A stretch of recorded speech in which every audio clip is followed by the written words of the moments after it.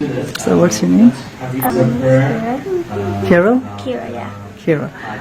All right, so we have Sister Kira over here, and Alhamdulillah, she took her Shahada, she embraced Islam, and her mom is also here who is supporting her, right?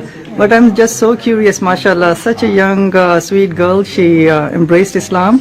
What made her to study Islam and now, Alhamdulillah, to embrace Islam? Sister Kira, go ahead. Okay, so I had always been introduced to Muslims from all the traveling around the country that I did, and I decided to do research, like why do women wear hijab, and I just did research and I kind of like walked away from it, and I just kept it on the back burner in my mind, and I just did research occasionally from there, and then I met my friend Shiza, and I decided to really get into it and really learn more about it, and so that's how I came to Islam and to embrace Islam.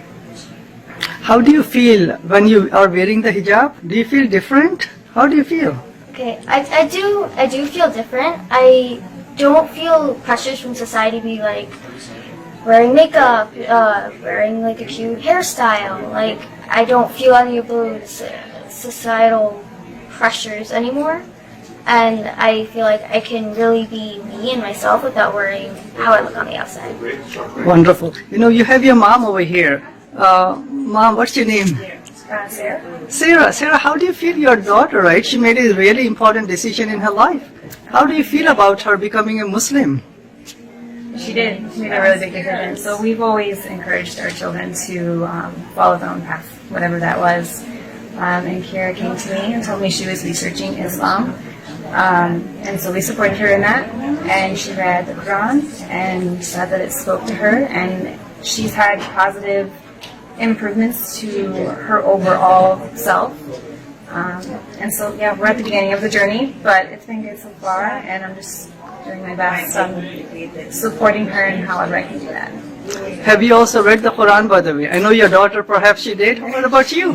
Kira has. I have not read it. I'm beginning to read it in English. So, yeah, working on it.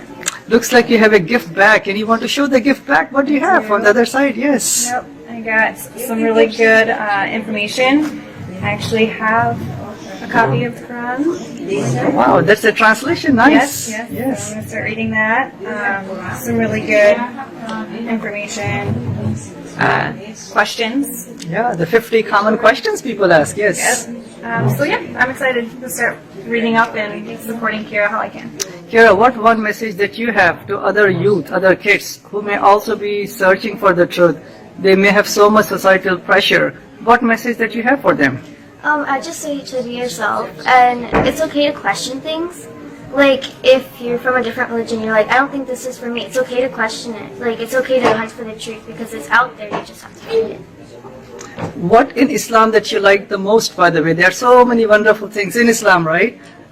Yes, I'd say definitely the women's rights because I believe that they have definitely changed, and I do not believe that Islam oppresses women, which is another thing that I like, because I know in Christianity and other religions that women were definitely oppressed, and that's why I really, one of the reasons why I really like Islam. Can you mention one of the rights that Islam gave to women that you said, wow, that's so wonderful?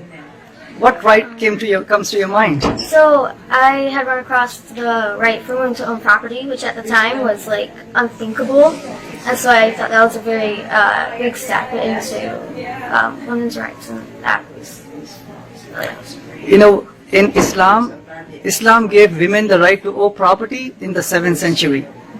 In Illinois, in USA, not until 1861 that a married lady, she won the right to own property.